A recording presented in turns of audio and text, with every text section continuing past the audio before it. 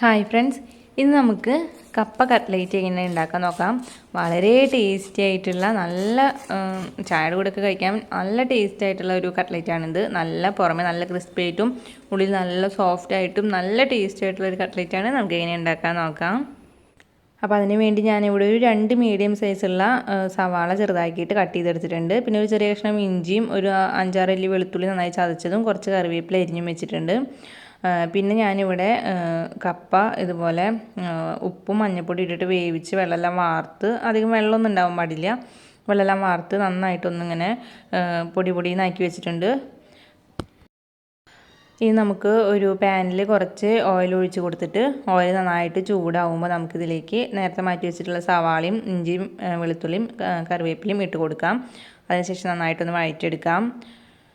ഇതിലേക്ക് ഞാൻ പച്ചമുളക് ചേർക്കാൻ വിട്ടുപോയതാണ്. അപ്പോൾ പച്ചമുളക് നിങ്ങളുടെ എരിവിനനുസരിച്ചിട്ട് ഇട്ട് കൊടുക്കാം. ഞാനിവിടെ ഒരു 2 പച്ചമുളക് വട്ടനെ അരിഞ്ഞിട്ട് ഇട്ട് കൊടുക്കുന്നുണ്ട്. നന്നായിട്ടൊന്ന് വഴറ്റിയെടുക്കാം. സവാളയ്ക്കൊന്ന് വഴണ്ടി വന്നിട്ടുണ്ടെങ്കിൽ നമുക്കിതിലേക്ക് പൊടികൾ ചേർത്ത് കൊടുക്കാം. അപ്പോൾ 1/2 ടീസ്പൂൺ മഞ്ഞൾപ്പൊടി, 1/2 ടീസ്പൂൺ കുരുമുളക് പൊടി, പിന്നെ 2 ടീസ്പൂൺ കാശ്മീരി ചില്ലി പൗഡറാണ് ചേർക്കുന്നത്. കാരണം നമ്മളിതിൽ പച്ചമുളകും കുരുമുളകൊക്കെ ചേർത്തിട്ടുണ്ട്. അപ്പോൾ അത്യാവശ്യം എരിവുണ്ടാവും. പിന്നെ നമ്മൾ മുളക് പൊടി കൂടി ചേർക്കേണ്ട ആവശ്യമില്ല, അപ്പോൾ ഒരുപാട് എരിവായിരിക്കും. അപ്പോൾ കാശ്മീരി ചില്ലി പൗഡർ ചേർത്താൽ മതി, ഒരു കളർ കിട്ടാൻ വേണ്ടിയിട്ട്. പിന്നെ നമുക്ക് 1 ടീസ്പൂൺ ഗരം മസാലപ്പൊടിയും 1 ടീസ്പൂൺ ചിക്കൻ മസാലയും ചേർത്ത് കൊടുക്കാം. ചിക്കൻ മസാല വരുമ്പോൾ നല്ലൊരു മണവും ടേസ്റ്റുമാണ്. ഇല്ലാന്നുണ്ടെങ്കിൽ കുഴപ്പമില്ല, ഗരം മസാല ഇട്ട് കൊടുത്താൽ മതി. ഉണ്ടെങ്കിൽ എന്തായാലും 1 ടീസ്പൂൺ ചിക്കൻ മസാലയും കൂടി ഇട്ട് കൊടുത്തിട്ട് നന്നായിട്ട് ഇതൊന്ന് മൂപ്പിച്ചെടുക്കാം. അപ്പോൾ മുളകൊക്കെ നന്നായിട്ട് മൂത്ത് വന്നിട്ടുണ്ടെങ്കിൽ നേരത്തെ മാറ്റി വെച്ചിട്ടുള്ള കൊള്ളി ഇതിലേക്ക് ചേർത്ത് കൊടുത്തിട്ട് നന്നായിട്ടൊന്ന് മിക്സ് ചെയ്യാം. അപ്പോൾ കൊള്ളി നമ്മൾ എടുക്കുമ്പോൾ പായസക്കൊള്ളി പോലത്തെ കൊള്ളിയൊന്നും എടുക്കരുത്. നമ്മൾ നല്ല ഇങ്ങനെ പൊടി പൊടിയെന്നാക്കാൻ പറ്റുന്ന ടൈപ്പിലുള്ള കൊള്ളി വേണം എടുക്കാനായിട്ട്. അപ്പോൾ ആ കൊള്ളി വെന്ത വഴിക്കുക വെള്ളമൊക്കെ വാർത്ത് കളഞ്ഞിട്ട് നന്നായിട്ട് പൊടിച്ച് കഴിഞ്ഞിട്ടുണ്ടെങ്കിൽ നമുക്ക് ഇതേപോലെ കിട്ടും. അപ്പോൾ അന്നാലാണ് നമുക്ക് നല്ല ഷേപ്പിലുള്ള കട്ട്ലേറ്റ് ഉണ്ടാക്കിയെടുക്കാനായിട്ട് പറ്റുള്ളൂ. ഞാനിപ്പോൾ ഇവിടെ കൊള്ളിയിൽ ഉപ്പിട്ടിട്ടാണ് വേവിച്ചെടുത്തിട്ടുണ്ടായിരുന്നത്. ഇനി ഇത് നോക്കിയിട്ട് ഉപ്പ് കുറവുണ്ടെങ്കിൽ ആവശ്യത്തിന് ഉപ്പും കൂടി ഇട്ട് കൊടുക്കുക. പിന്നെ ഒരു അല്പം പഞ്ചസാരയും കൂടി വേണം. ഒരുപാടൊന്നും വേണ്ട, ഒരു 1/4 ടീസ്പൂണൊക്കെ മതി. പഞ്ചസാരയും കൂടി വേണം. അപ്പോൾ നമ്മുടെ എരിവൊക്കെ ഒന്ന് ബാലൻസ് ചെയ്ത് കിട്ടാൻ വേണ്ടിയിട്ട്. അതിനുശേഷം നന്നായിട്ടൊന്ന് മിക്സ് ചെയ്യാം. ഇപ്പോൾ ഇവിടെ നന്നായിട്ട് മിക്സായി വന്നിട്ടുണ്ട്. ഇനി ഇതൊന്ന് ഫ്ലെയിം ഓഫ് ചെയ്തിട്ട് നന്നായിട്ട് ചൂടാറാനായിട്ട് വെക്കാം. ചൂടാറി കഴിയുമ്പോൾ നമ്മൾ കൈ വെച്ചിട്ട് ഒന്നും കൂടി നന്നായിട്ടൊന്ന് കുഴച്ചെടുക്കുക. വലിയ വലിയ കട്ടകളൊക്കെ ഉണ്ടെങ്കിൽ അത് കൈ വെച്ചിട്ട് ചെറുതായി ഒന്ന് ഉടച്ച് കൊടുക്കുക. അതിനുശേഷം നമുക്ക് കട്ട്ലേറ്റിൻ്റെ ഷേപ്പിൽ, ഞാനിവിടെ റൗണ്ട് ഷേപ്പിലാണ് എടുക്കുന്നത്, ഷേപ്പിലാക്കി എടുക്കാം. അപ്പോൾ കൊള്ളിയിൽ അധികം വെള്ളമില്ലെങ്കിൽ മാത്രമേ നമുക്ക് നല്ല ഷേപ്പിലാക്കിയിട്ട് എടുക്കാനായിട്ട് പറ്റുള്ളൂ. അപ്പോൾ ഞാനിവിടെ ഈ ഒരു സൈസിലുള്ള 9 കട്ട്ലേറ്റാണ് ഈ ഒരു അളവിൽ നമുക്ക് ഉണ്ടാക്കിയെടുക്കാനായിട്ട് പറ്റുക. ഇനി നമുക്കിത് ബ്രെഡ് ക്രംസിൽ ഒന്ന് പൊതിഞ്ഞെടുക്കാം. അപ്പോൾ അതിനുവേണ്ടി ഞാനിവിടെ ബ്രെഡ് സാധാ നമ്മൾ കടയിൽ നിന്ന് മേടിക്കുന്ന ബ്രെഡ് ഒന്ന് മിക്സിയിൽ ജാലിട്ട് കറക്കി പൊടിച്ച് വെച്ചിട്ടുണ്ട്. പിന്നെ ഞാനിവിടെ എടുത്തേക്കുന്നത് കുറച്ച് മൈദയിൽ വെള്ളം ഒഴിച്ച് കുറച്ച് ഉപ്പിട്ടിട്ട് ഈ ഒരു കൺസിസ്റ്റൻസിയിൽ ഒന്ന് മിക്സ് ചെയ്തെടുത്തിട്ടുണ്ട്, കട്ടയില്ലാതെ. അപ്പോൾ നിങ്ങൾക്ക് വേണമെന്നുണ്ടെങ്കിൽ മൈദയ്ക്ക് പകരം മുട്ടയിലും എടുക്കാം. അപ്പോൾ ഞാനിവിടെ മൈദയാണ് എടുത്തേക്കുന്നത്.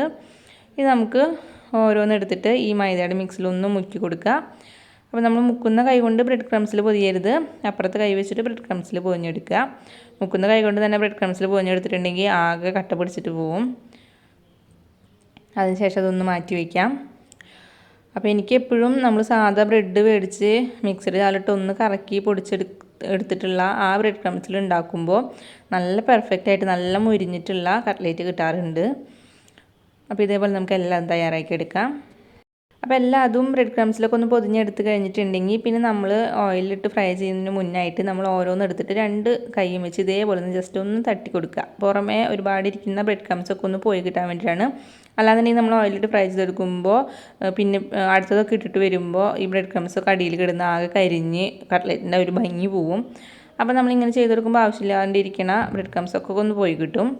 ഇനി നമ്മൾ കുറച്ചൊരു കുഴിയുള്ള പാത്രത്തിൽ ഓയിൽ ഒഴിച്ചിട്ട് അതിലുണ്ടാക്കിയെടുക്കുകയാണ് നല്ലത്. കാരണം ഈ കട്ട്ലേറ്റ് മുങ്ങുന്ന അത്രയും ഓയിൽ ഉണ്ടെങ്കിൽ മാത്രമേ നല്ല പെർഫെക്റ്റ് ആയിട്ടുള്ള 2 സൈഡും ഒരേപോലെ കളർ വരുന്ന കട്ട്ലേറ്റ് ഉണ്ടാക്കിയെടുക്കാനായിട്ട് പറ്റുള്ളൂ. കട്ട്ലേറ്റ് ശരിക്കും മുങ്ങി കിടക്കുന്ന അത്രയും ഓയിൽ, വലിയൊരു പാത്രം എടുക്കുകയാണെന്നുണ്ടെങ്കിൽ ഒരുപാട് ഓയിൽ വരും. അപ്പോൾ ഒരു ചെറിയൊരു പാത്രത്തിൽ 2 എണ്ണമൊക്കെ വെച്ചിട്ട് പെട്ടെന്ന് നമുക്ക് ഉണ്ടാക്കിയെടുക്കാനായിട്ട് പറ്റും. കാരണം ഉൾഭാഗമൊക്കെ ഓൾറെഡി ആയിട്ടുള്ളതാണ്. അപ്പോൾ ഒരു മീഡിയം ടു ഹൈ ഫ്ലെയിമിൽ വെച്ച് തന്നെ തിരിച്ചു മറിച്ചിട്ട് കൊടുത്തിട്ട് നമുക്ക് പെട്ടെന്ന് ഉണ്ടാക്കിയെടുക്കാനായിട്ട് പറ്റും. ഇപ്പോൾ ഇതിവിടെ റെഡി ആയിട്ടുണ്ട്. എല്ലാ സൈഡും ഒരേപോലെ മൊരിഞ്ഞ് നല്ല ക്രിസ്പി ആയിട്ട് വന്നിട്ടുണ്ട്. നമുക്കിനി ഇത് ഓയിലിൽ നിന്ന് എടുക്കാം. അപ്പോൾ ഇതേപോലെ നമുക്ക് ബാക്കിയുള്ള എല്ലാ കട്ട്ലേറ്റും തയ്യാറാക്കി എടുക്കാം.